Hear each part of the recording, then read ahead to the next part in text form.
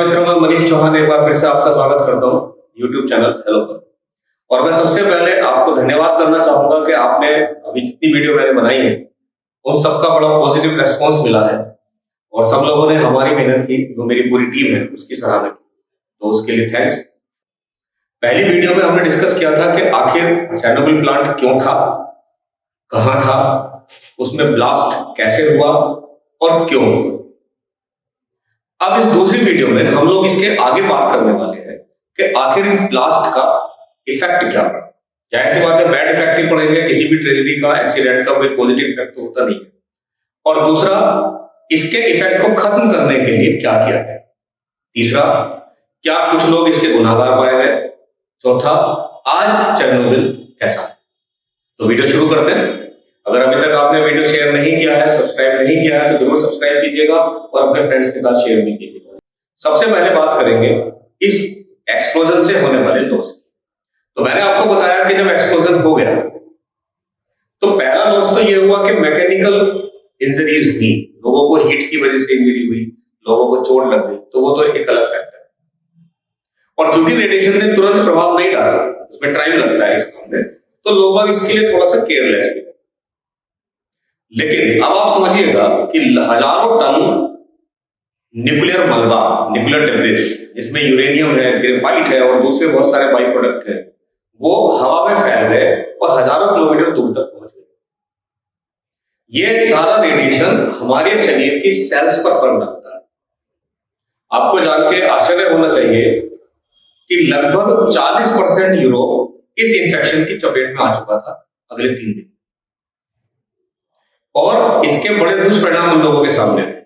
जैसे सबसे पहला इफेक्ट क्या था कि लोगों की आंखें सूज गई। तो आंखें सूजना कोई बड़ी बात नहीं है, लेकिन वो आंखें अलग तरह से सूजी थी, अजीब सी हो गई।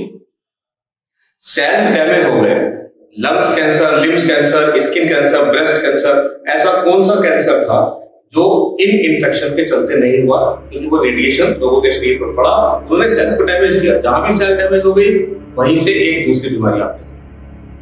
यह माना जाता है कि इस एक्सीडेंट के अगले 6-7 साल में लगभग 4000 लोग केवल इस वजह से मारे गए कि उन्हें कोई ना कोई कैंसर जानलेवा स्तर तक पहुंच गया। अब आप कहेंगे कि 4000 तो कंपैरेटिवली कम डेटा है, हम तो ये मानते थे कि चेरनोबिल में पता नहीं कितनी ट्रेजेडी हुई। तो आप सोचिएगा कि 45 लाख लोग पूरे यूरोप में, रशिया में, खुद उस पार्ट में जहां चेरनोबिल था वहां पर इन्फेक्शन का शिकार है।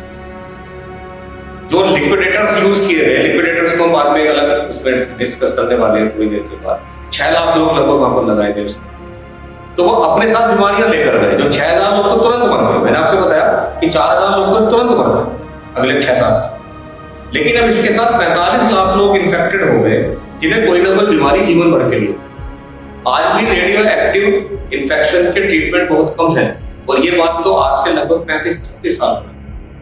तो जिंदगी भर के लिए उनके पास ऐसी बीमारियां आ गई जिनका कोई अल्टरनेट नहीं था। डीएनए चेंज हो गए, जो बच्चे पैदा हो गए उन बच्चों के शरीर अंगभंग थे, दिव्यांग हो गए, हैंडीकैप हो गए। ऐसे बच्चे पैदा हुए जिनके 3 आंख हो गई, 1 आंख हो गई, या 2 सिर हो गए, या 4 पैर हो गए। एनिमल्स ऐसे पैदा हुए। बहुत सारी महिलाओं की प्रजनन क्षमता समाप्त हो गई, पुरुषों की प्रजनन क्षमता समाप्त। तो ये इफेक्ट आप सोचो कि कितनी बड़ी आबादी को हो, उसका खामियाजा कहां तक भुगतना है।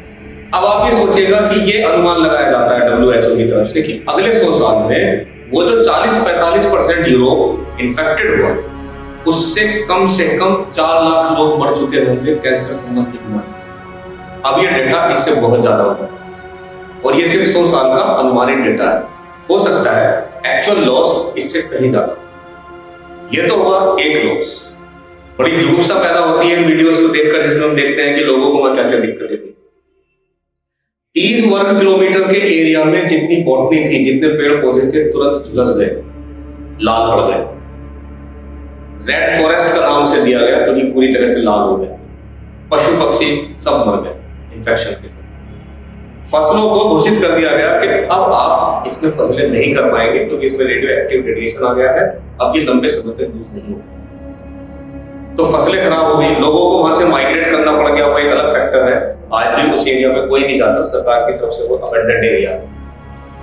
और आप जानते हैं कि ये प्रभाव खत्म होने में कितना समय लगेगा, कितने समय के बाद आप उस जगह खेती कर पाएंगे, वहां जाकर बस पाएंगे। 24,000 साल। आपने सही सुना, मैंने 24 साल नहीं कहा, 24,000 साल। अगर पृथ्वी 24,000 साल नहीं तो उसका कारण है कि ये रेडियो एक्टिव रेडिएशन किसी भी तरीके से खत्म नहीं हो सकता। अगर एक रेडियो एक्टिव एलिमेंट कोई सा भी, उसकी हाफ लाइफ 34 साल है, तो फॉर एग्जाम्पल मैंने कहा 34 साल, तो आज वो 10 ग्राम में, तो 34 साल के बाद 5 ग्राम है। अगले 34 साल में वो 5 ग्राम से 2.5 ग्राम रहेगा। अगले 34 साल में वो 2.5 ग्राम से 1.25 ग्राम रहेगा, और तब तक चलता जाएगा जब तक वो मिलीग्राम, फिर उससे और कम, फिर उससे और कम ना हो। क्यों? आपको तो न्यूक्लियस चाहिए, ग्राम नहीं चाहिए, तो बहुत ज्यादा एनर्जी उनके पास होती है। तो ये माना जाता है कि जो 3 सबसे खतरनाक रेडिएशन वहां पर थे, आयोडीन, सीजियम और स्ट्रोंशियम, इनके इफेक्ट को पूरी तरह से खत्म होने में लगभग 24,000 साल लगने वाले हैं। कौन जानता है कि 24,000 साल बाद दुनिया रहेगी या नहीं। सोशल इफेक्ट कितना पड़ा? 50,000 लोगों को माइग्रेट करना पड़ गया, वो अपनी जगह छोड़कर चले गए, रातों रात जगह छोड़ दी गई। अगर आप उस जगह को आज देखें, वहां कोई नहीं रहता, कहीं चप्पल पड़ी है, कहीं चम्मच पड़ी है, कहीं किसी बच्चे की कोई डोल पड़ी है, सब रातों रात छोड़ के चले गए इस उम्मीद में लौट गए। लेकिन अनफॉर्चुनेटली अब वो वक्त कभी नहीं होगा। 24,000 साल तक उनमें से कोई वेट नहीं कर पाएगा कि वो जब वापस अपने घर जाए। ये तो हुए इसके डायरेक्ट इफेक्ट, जो हेल्थ पर पड़ा, जो पड़ा आपके फॉरेस्ट पर, इकोलॉजी खराब हो गई, पारिस्थितिकी तंत्र खराब हो गया, वातावरण खराब हो गया, फार्मिंग खत्म हो गई। फाइनेंशियल इफेक्ट देखिएगा, उस शहर को भविष्य के हिसाब से बसाया जा रहा था कि ये दुनिया का शहर बसेगा, वो शहर तबाह हो गया। वहां रहने वाले जितने टेक्नोक्रेट, ब्यूरोक्रेट थे, वहां पे लेबर क्लास नहीं रहती थी, लेबर क्लास तो रही होगी थोड़ी बहुत, लेकिन वहां ज्यादातर रशिया के हाईली लर्नेड लोग रहते, वो सब खत्म हो गए। तो एज ए नेशन रशिया को कितना नुकसान कि उनकी इंटेलेक्चुअल्स की डेथ हो गई इस तरह से। अकेले बेलारूस में तब से आज तक 45 बिलियन यूरो खर्च हो चुके हैं सिर्फ उन लोगों के पुनर्वास पर जो इससे इन्फेक्शन का शिकार। 45 बिलियन, और ये अभी भी चलता रहे।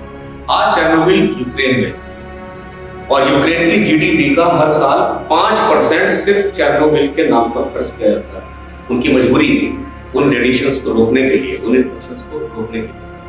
अब हम लोग बात करते हैं कि आखिर वहां पर इस सारे परिणाम को विस्फोट के बाद क्या हुआ। हमने सब कुछ देख लिया, अब हम देखते हैं कि विस्फोट के बाद क्या, उसके बाद क्या देखते। यहां से मैं 2 चीजें आपसे डिस्कस करूंगा कि इसके तुरंत बाद क्या हुआ और क्या कुछ लोगों को जिम्मेदार पाया गया। तो आप ऐसे समझिएगा कि जो सबसे पहला आदमी प्लांट की मदद करने आया वो फायर सर्विस के लोग। उन्हें झूठ बोलकर बुलाया गया कि इलेक्ट्रिक सर्किट में शॉर्ट हो गया, आग लग गई है, आपको आके बुझाना।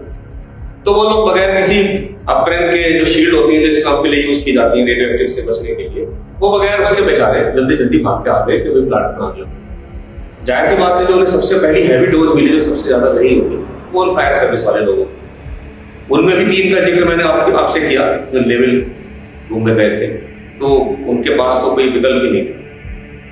एक आप इमेजिन कीजिए, एक ऐसा ज्वालामुखी जहां 2-3 हजार डिग्री सेल्सियस टेम्परेचर हो और ग्रेफाइट की वजह से वो लाल अंगारों में बदला हुआ हो एक बहुत बड़ा एरिया, वहां पानी भी है, उसमें रेडियो एक्टिव रेडिएशन भी है, यूरेनियम भी है, प्लूटोनियम भी है, और आपके जिर्कोनियम भी है, स्ट्रोंशियम है, सीजियम है। तो एक न्यूक्लियर लावा 2000 डिग्री सेल्सियस टेम्परेचर पर सब जगह फैला, और विस्फोट की वजह से वो दूर दूर तक फैल गया था। जो हवा में गया वो तो अलग है, हवा के रेडिएशन को तो आप खत्म कर ही नहीं सकते, वो तो मिल गया उसमें, वो तो नेचर अपने आप 24,000 साल में उसे खत्म करेगी।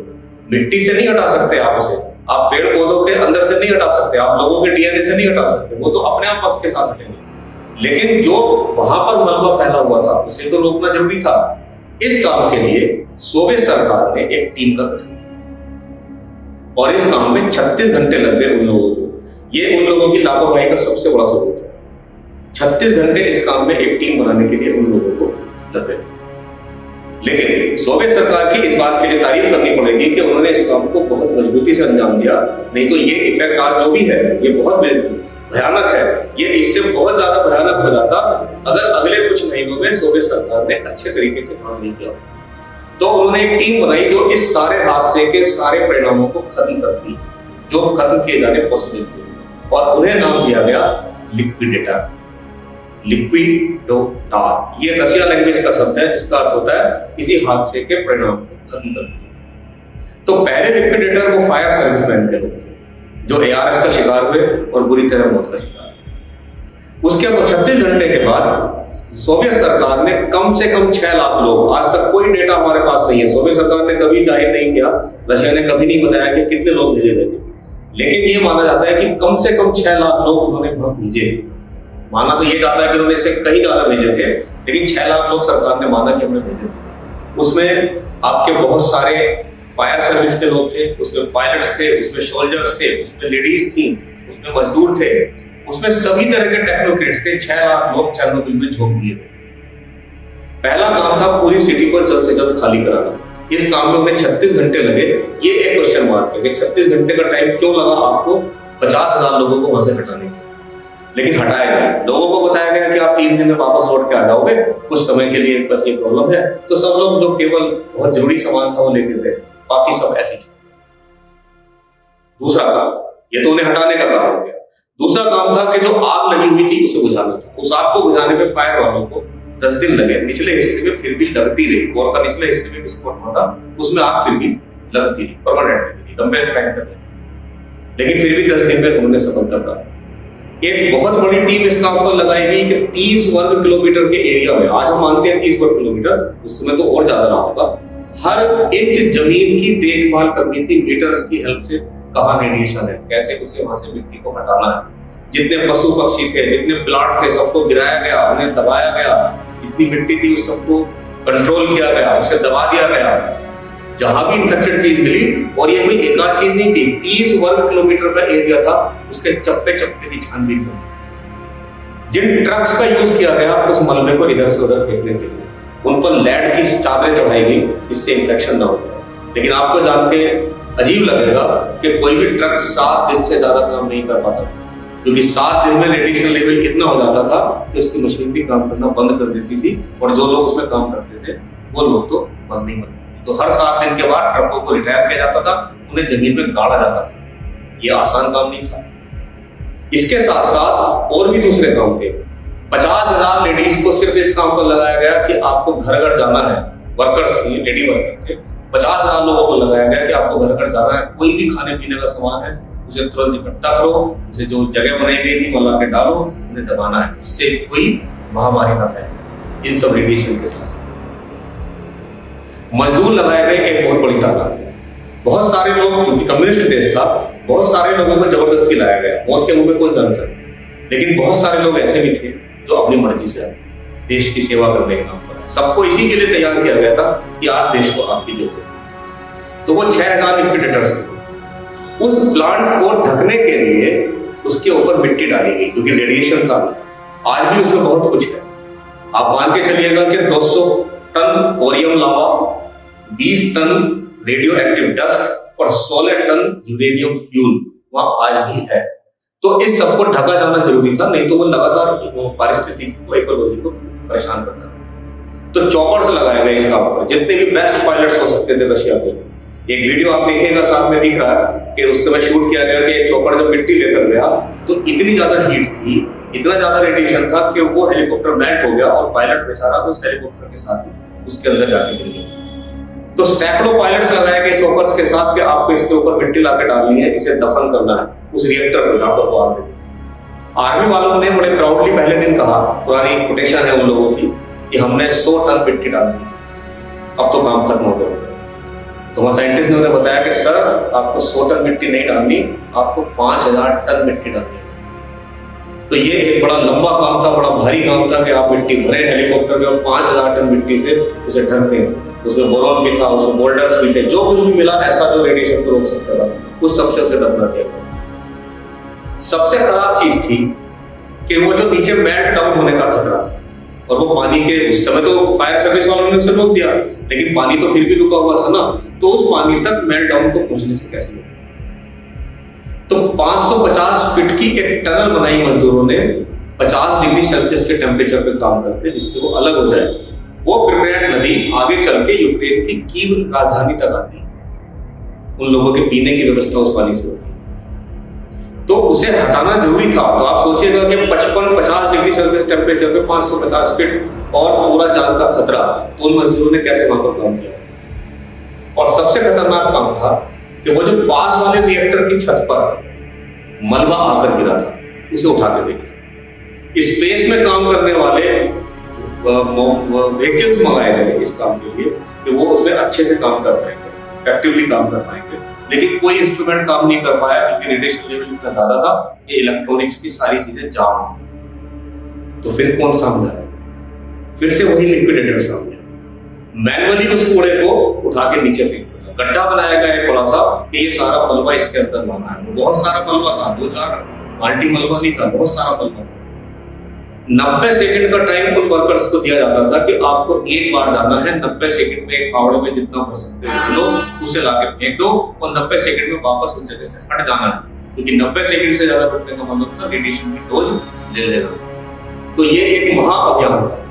इन लोगों को नाम दिया गया था बायो रोबोट्स, क्योंकि वो बायोलॉजिकल रोबोट्स थे, रोबोट की तरह से काम करते थे। फटाफट जाओ, फटाफट काम करो, आगे निकलो। रशियन को अपने प्लांट की टेक्नोलॉजी पर इतना भरोसा था कि उन्होंने उस प्लांट की छत को, सेकंड की छत को बिटुमेन मटेरियल से बनाया। दुनिया में कहीं नहीं बनाई जाती इस मटेरियल से, क्योंकि ये बहुत जल्दी आग पकड़ती है, लेकिन वहां बनाया गया था, तो उसका भी उन्हें नुकसान हुआ। तो ये पूरा अभियान आप मान के चलिएगा कि लगभग 3 साल चलता है। सारे इफेक्ट्स को खत्म करने में 3 साल उन लोगों को लगते हैं। और वो जो मलबा था, जो मेन कोर वाला पार्ट था, जाहिर सी बात है इतने तो उसका टेम्परेचर कम हो ही गया था, जिसमें कोरियम लावा था, रेडियो एक्टिव डस्ट थी, उसे चारों तरफ से ढका गया। लोहे के बड़े बड़े बाउंड्री बनाई गई, एक डोम बनाया गया, सर्कोफेगस उसे टेक्निकली कहा गया, उससे उसे कवर किया।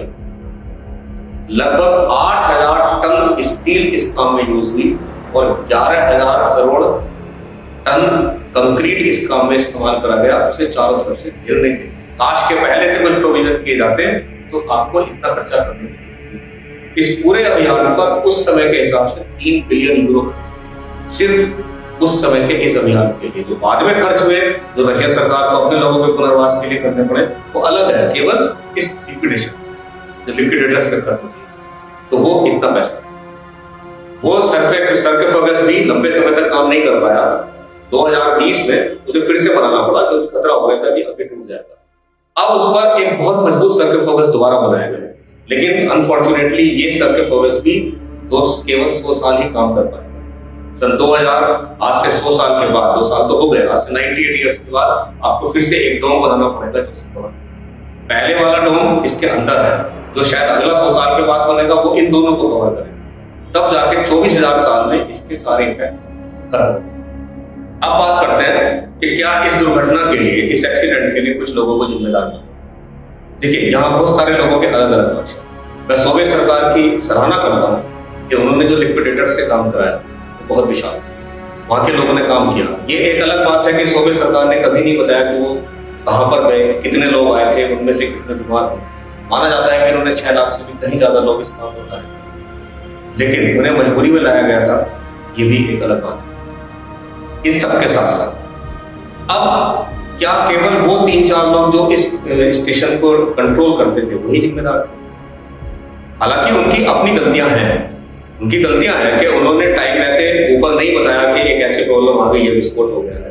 काफी समय तक सरकार को अंधेरे में रखा गया। काफी समय से मेरा मतलब है शायद 5 घंटे, 7 घंटे या 8 घंटे। ऊपर से डिसीजन लेने में नुकसान हुआ। 36 घंटे तक वो लोग आराम से घूमते रहे वहां पर। तो 36 घंटे के बाद जाके लोकल प्रशासन जागा, वो भी शायद इसलिए कि ऊपर से दबाव आया होगा कि अब आपको कुछ करना है। तो लोकल के फॉल्ट को तो हम पहले डिस्कस कर चुके हैं। उन्होंने बताने की कोशिश नहीं की, सबसे छिपाने की कोशिश की, लोगों को जल्दी से इवैक्यूएट नहीं किया।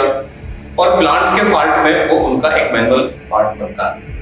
इस काम के लिए उस प्लांट के जो 3 टॉप सीनियर लोग थे, उन्हें 10-10 साल की, 2 लोगों को 6-6 साल की दी और 2 लोगों को 3 साल। तो 6 लोग 10-10, 3 साल, 2 साल, इतनी सजा काटकर इस मुकदमे से बरी, जिसमें उन्होंने पूरे मानव जाति पर एक कलंक लगा दिया कि आपने काम भी ठीक से नहीं किया और जब गलत हो गया तो आपने उसे छिपाया भी। आपने उसे छिपाया नहीं, आपने उसे ठीक से लोगों के सामने नहीं रखा। लेकिन क्या ये सब सिर्फ उन 6 लोगों की देन थी? देखिए, रिएक्टर के डिजाइन में फॉल्ट है, ये उन लोगों का पार्ट नहीं था। रिएक्टर अनसेफ है, ये उनका पार्ट नहीं था। ये जिम्मेदारी वहां के जो हेड डिजाइनर थे प्लांट के, जो साइंटिस्ट टीम थी रशिया की सबसे बड़ी न्यूक्लियर टीम में, वो इसके जिम्मेदार थे, जिन्होंने आरबीएमके को डिजाइन किया। वो लोग इन्हें प्रोटोकॉल की सही जानकारी नहीं दे पाए, उन्हें ट्रेनिंग नहीं दे पाए, ये जिम्मेदारी उनकी बनती। किसी मिनिस्टर का रिजाइन नहीं हुआ, देश के प्रेसिडेंट मिखाइल गोर्बाचोव का रिजाइन नहीं हुआ, किसी टीम के सदस्य को कुछ नहीं कहा गया। इवन जो सोवियत में जो लोग पुराने जानकार हैं उन्हें पता है कि वहां पोलिट ब्यूरो बहुत इंपॉर्टेंट होते थे, उसने सीधे सीधे कहा कि ये इन अधिकारियों की मिलीभगत है, इन अधिकारियों ने देश को बदनाम करने के लिए ये सारा काम किया है। यानी कि सारी जिम्मेदारी उन पर थोप दी गई, जबकि डिजाइन की जिम्मेदारी उनकी थी। सेंट्रल गवर्नमेंट ने क्या किया, 36 घंटे तक दुनिया में किसी को नहीं बताया कि कोई दुर्घटना हो गई।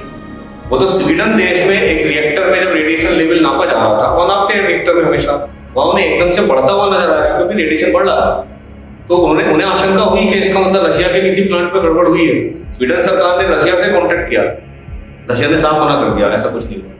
वो तो स्वीडन सरकार ने बाद में धमकी दी कि हम इस बात को बड़े लेवल पे लेके जाने वाले हैं, आप बताइए हो क्या रहा है, हमारे लोगों की भी जान का खतरा है। तब रशिया सरकार ने ऑफिशियली पहली बार माना, 36 नहीं बल्कि उसके कहीं ज्यादा देर के बाद माना कि हाँ कुछ हुआ है। वहां की खबरों में इस खबर को सबसे लास्ट में बताया जाता था, मेन खबर नहीं थी रशिया सरकार के लिए टेलीविजन पर देश के लिए। सबसे लास्ट में एक एक्सीडेंट हो गया, बड़ा केयरलेस सा रवैया था। हालांकि वो थोड़ी बहुत कोशिश कर रहे थे लिक्विडेटर्स की हेल्प से कि चीजों को कंट्रोल किया जाए। उन लोगों ने जानबूझ के दुनिया से झूठ बोला कि इसमें सीजियम 13% एक्सपोज हुआ है, आपका आयोडीन 43% एक्सपोज हुआ है, जबकि ये लेवल 70-75% के आसपास। उन्होंने कोशिश की ये बताने की कि इससे कम रेडिएशन हुआ है, उन्होंने कोशिश की ये बताने की कि कैजुअलिटीज कम हुई है, उन्होंने कोशिश की ये कम बताने की कि इससे आगे को क्या लॉस हो सकते हैं। ये उनकी जिम्मेदारी थी, आपराधिक लापरवाही थी, लेकिन इसके लिए कभी किसी को जिम्मेदार नहीं माना गया। आप उनका लेवल समझिएगा कि जब छत पर रोबोट्स मंगाए गए, जो मैंने आपको बायो रोबोट वाली बात बताई, रोबोट्स मंगाए गए सफाई करने के लिए, तो उन्होंने जर्मन से झूठ बोला। उन्होंने जर्मनी से कहा कि इंटेंसिटी लेवल कम है, उन्होंने उस कम इंटेंसिटी लेवल के हिसाब से ऐसे रोबोट भेज दिए जो मलबे को साफ कर सकते। अब जब रेडिएशन लेवल ज्यादा था तो वो रोबोट फेल हो गए। इस बात से पोल खुली रशिया सरकार की कि भाई आप तो झूठ बोल रहे हो, आपके रोबोट कैसे फेल हो गए अगर रेडिएशन लेवल कम था तो उन्हें बायो रोबोट्स लगाने पड़े। तो हर कदम पर घटना को छिपाने की कोशिश की गई और देश को बचाने की कोशिश की। मैं ये मानता हूं कि सोवियत सरकार ने अपनी कमियों को छुपाया, और शायद इसलिए छिपाया क्योंकि अगर वो लोग ऐसा नहीं करते तो उससे एक देश के मान सम्मान पर पड़ता, एक देश को हमेशा के लिए गैर जिम्मेदार देश मान लिया जाता। इसलिए बहुत सारी सच्चाइयां उस चेर्नोबिल के डोम के साथ ही दफन हो गई। सिर्फ उन 6 लोगों को कुछ सजाएं मिली। आप विद्रूप देखिए, आप ट्रेजेडी देखिए कि जब प्लांट फटा तो वहां के वर्कर्स को, वहां के एम्प्लॉइज को, ऑफिसर्स को पहली चिंता अपनी फैमिली को घर भेजने की थी प्रिपेयर से। तो मैं मानता हूं कि इसके लिए बहुत कुछ ऐसा जिम्मेदार था जो कभी उन लोगों के सामने नहीं आ पाया। अब फाइनली बात करते हैं कि आज चेर्नोबिल कहां है, आज वो क्या कर रहा है। तो चेर्नोबिल मैंने आपसे बताया यूक्रेन की राजधानी कीव से लगभग 90 किलोमीटर। अब ये घोस्ट टाउन बन चुका है। अगर आप गूगल पे सर्च करें तो आपको एक ऐसा सिटी ढूंढना हो, सिटी विदाउट पीपल्स, तो उसमें आपको प्रिपेयर्ड सिटी का नाम सामने, वहां कोई नहीं रहता, वहां घर है, आप वीडियोस में देख रहे हैं, सब कुछ खाली पड़ा हुआ है, जो चीज जहां थी वो वहीं की वहीं रखी हुई, वहां कोई नहीं रहता। सिर्फ उस प्लांट में काम करने वाले 179 लोग जो वहीं के थे रिटायर हो गए, उन्होंने सरकार से विशेष रूप से परमिशन दी कि हम यहीं बसना चाहते हैं, अगर हम मर भी जाएंगे तो हम यार।